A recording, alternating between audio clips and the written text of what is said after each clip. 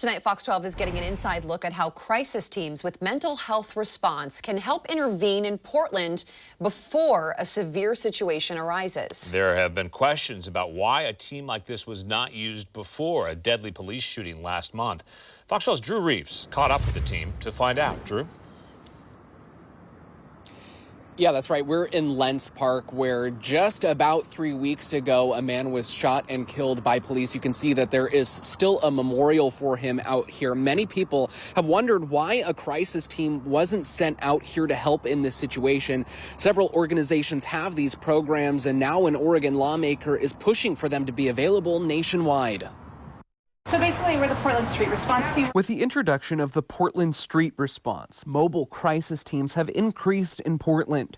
Several organizations now contracted with the city of Portland and Multnomah County are able to send these teams filled with mental health professionals to scenes where officers would have previously been dispatched. There's a very wide spectrum of behavioral health crisis. So everything from a concerned citizen calling in about someone they're witnessing on the street who seems to be not doing well, yelling, screaming at unseen others, or walking into traffic. Cascadia Whole Health Care works with Multnomah County to send their teams as part of Project Respond and is a different service than the Portland Street Response. Director Barbara Snow says these teams are made up of clinicians who can help intervene, even in dangerous situations. They might have weapons, they might be threatening to harm other people in their home or harm others in the community.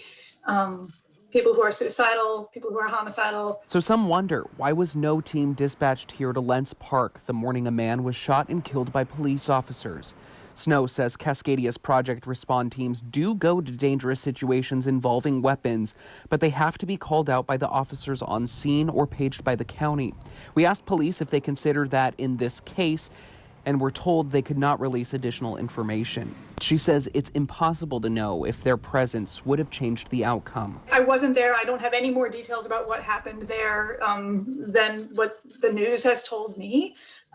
So I don't think I could make an assumption about that in terms of if we had been present, would it have been any different? But with teams like this increasing in Portland, Oregon Senator Ron Wyden tweeted that he will be pushing for federal funding to create programs like this nationwide. Cascadia says that's great news and hope more Portlanders know of the services available to them when help is needed. Not everyone knows about what we do have. And so part of my hope is just get more word out about all of the resources that we do have. And Cascadia says if you are in a crisis situation or see someone who is, call the Multnomah County call center, and clinicians can offer resources by phone or dispatch a crisis team. And Portland police did share their procedures with us, which do say that Portland police should call a crisis team if they do determine that there is a mental health crisis and folks with more training is needed. Reporting live in Southeast Portland, Drew Reeves, Fox 12 Oregon.